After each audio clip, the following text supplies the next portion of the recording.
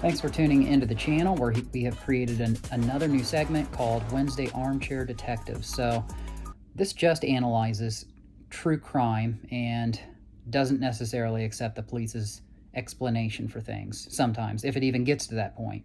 A lot of times they're missing persons cases that don't even get investigated at all. And we've got such a case in Parkersburg, West Virginia, to where the Taylor Tibbs case.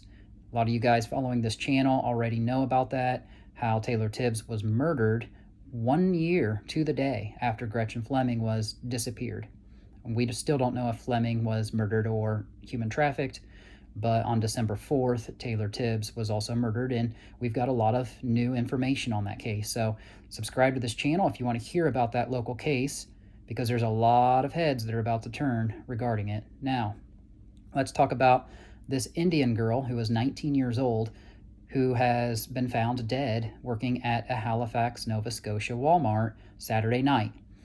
I now work at Wal-Mart locally, and I can tell you about how it operates. Walmarts across this area, the world, I don't know, but you get breaks every 2 hours. And there are two rumors with this girl: was either she went in the oven to warm up, or that she was held in there against her will with force. Now, one of the rumors says that there was blood in the bakery.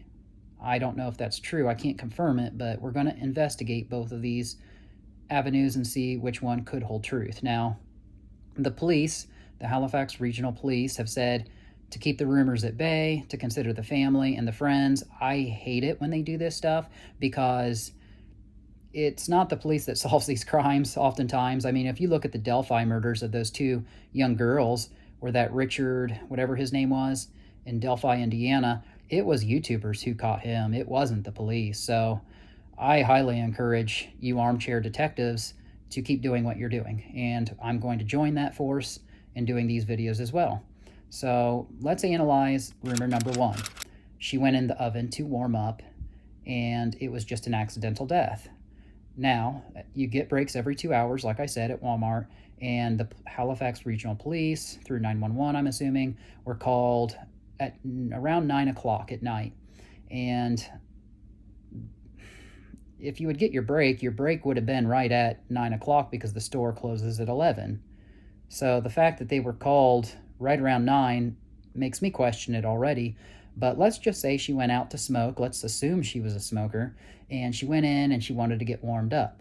Well, this was a Baxter style oven. It's a stand-up oven. It's tall enough for somebody absolutely to get into, but from people who have worked on these ovens, they said that there is like a plunger style hook or a lever that you should be able to flip on the back side of the door in case you get trapped in, and it should just automatically release.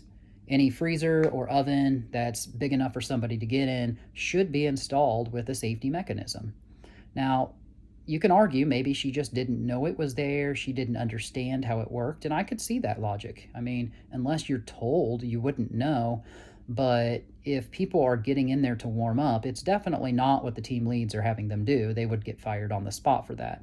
It's not in any training video, but nobody really thinks about somebody doing something like that. But I will say, when I was at Save-A-Lot, which is a grocery chain, a smaller style, earlier this year in Parkersburg, I was stuck in the freezer, and I was calling the 19-year-old cashier, who was too scared to answer the phone because he hates talking on the phone.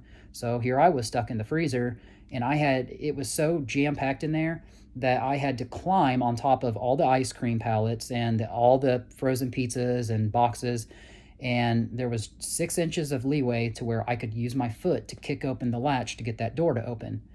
And fortunately, I'm not a person that panics or gets too scared over anything, but I was trapped in that freezer probably for about 4 to 5 minutes until I could climb up there and get myself juxtaposed to kick that door open. Because yes, there was a latch to open the door, but if you can't use your hand, or if you can't, there's not room to walk around in there to open it, I can understand how you might get stuck in there. Well, an oven would be the same way, because you should have racks going up where you're sliding your bread in. And I don't understand like why there wouldn't be racks. Like sometimes you've got these ridges on the side where you slide the pans in. You know what I'm talking about? That's how it was for us as a cook in the Army. When I was a cook, that's how we did it. We would slide the pans into those grooves. So I can understand how you would be able to stand in there if there are no pans in there, but the oven has to be closed to function properly. And then somebody on the other side has to push a button for it to go. You can't just pre-program the oven. Well, I guess you could. Like our steamers, we would have them running and then we would open the door, and then theoretically you could get inside, and then if you could shut the door, but it would be hard to shut the door because you don't have a pull bar on the inside of the door to shut it. So you would have to get in and you would have to swing the door shut by force, and then the force would shut it. But why would you do that? Like, why would anybody with an ounce of common sense do that to warm up? Like, you would think the oven would already have residual heat in it and you wouldn't have to just shut the door for it to kick on to warm you up. And this is like at 8:30, 9 o'clock at night. So it's not like it's like 0 degrees outside. It's not bone chilling cold. So now we've got to investigate, was there force used? And somebody had said that there was blood in the bakery. Again, that would lead to a pre-struggle before she was even in the oven. So I don't know if that's true yet or not, but like I said, you would have to do a lot of things to get in that oven for it to shut. And then if she's cooking alive due to excessive high heat, she would have to pound on that door, and you would think that at some point she would be able to find that lever and wildly grope around and push it to where it goes open. So right now the Wal-Mart there in Halifax is closed due to investigations, and I can assume that they are paying their workers, because when I was in St. Petersburg or Seminole, Florida 2 years ago when Hurricane Ian went through, the restaurants were all shut down because there was no electricity. And they do pay you while you're off work. So I can safely assume that these coworkers of hers are getting paid while the store is shut down. But I can also guarantee that Walmart is backtracking over everything, making sure those safety inspections are done, and that a mechanic was there to check and make sure that safety regulations were in place, like the lever was there. And they're doubling over everybody who's touched that door, every team lead, every manager, every employee. And if those safety inspections were not performed, they're going to try to make it look like they were. Now, as a cook in the Army, a 92 Golf, I can tell you I worked in R&U, and that is repairs and utilities. It's an office position, and you are to get on the phone and you are to call the safety workers that come in and do the inspections on your fire hydrants, every piece of equipment in the facility, including the stand-up ovens. And you had to keep a log of every time those inspections were done. You put it in a filing cabinet, and I can guarantee Walmart does the exact same thing. I know they do. Now, there is some things to report on what was going on specifically at that store. Not exactly about this situation, but on other things. And they said that the district manager, George King, should really have been investigated because they wanted a different woman in the bakery department to clean the oven. Well, she didn't really want to do it because you're talking about a 2 to 4 hour job involving 3 different types of chemicals probably, and it's very, very difficult to get those ovens clean. I had to do it in the Army, and it took me about 2 to 3 hours, and if you really want to do a good job, it might take you about 4 hours with a scouring pad and everything to get all that soot and grime and baked on food out of there. It's not an easy task. And I guess the team lead at the time offered this woman a 10-cent raise, which was like retribution against her, I guess, but that team lead no longer works there.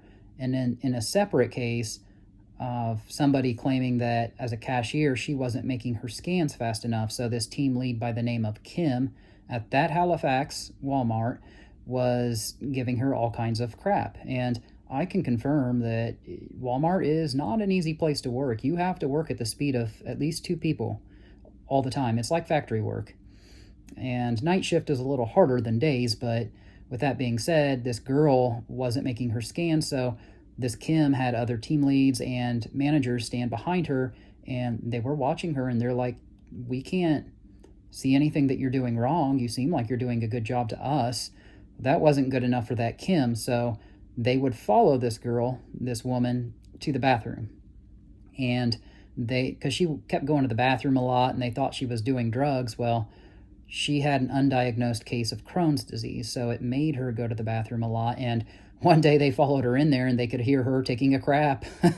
So I guess they got what they deserved. But I know that does happen a lot. I can confirm I've seen people using drugs in bathrooms or knowing what they're doing, and then they'll end up falling asleep or something.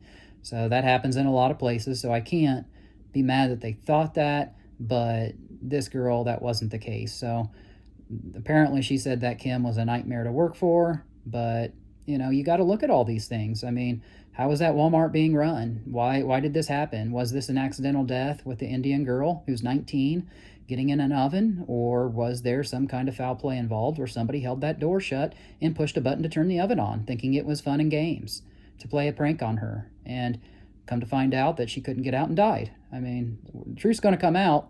Walmart can't hide it, and I can guarantee you they've got that civil suit money ready for that family right now, but that family lost their 19-year-old daughter. And that Indian community, who is still flying people from the country of India to find out what's going on, they're devastated over this, I mean, imagine losing your daughter. So we've heard about the elderly woman who was like in her 60s at Taco Bell that got stuck in a freezer and froze to death last year. That could have almost been me at Save-A-Lot this year, but thankfully it wasn't. But now you've got a report of somebody baking alive in an oven. And it's just sad. So, no, I don't trust the police who are saying to put the rumors aside and let the authorities do their job and consider the feelings of family and friends and coworkers. We need to get to the bottom of it, and that's the purpose of these channels. So I thank you guys so much for subscribing. I thank you so much for staying and watching the end of this video, because without videos like this, without people willing to stick their neck on the line and look out for things, we'll never get the truth in a lot of things. So a reminder, if you want to hear about Taylor Tibbs, that video is coming. I promise you. Friday Night Frights, tune in 9 o'clock Eastern Standard Time. We're going to have answers for you. What's going on with Gretchen Fleming? What's going on with Taylor Tibbs? We still don't have answers. Our local law enforcement is definitely hiding things, and we're going to get to the bottom of it. So thanks as always for subscribing, tuning in, and until next time, guys, Godspeed.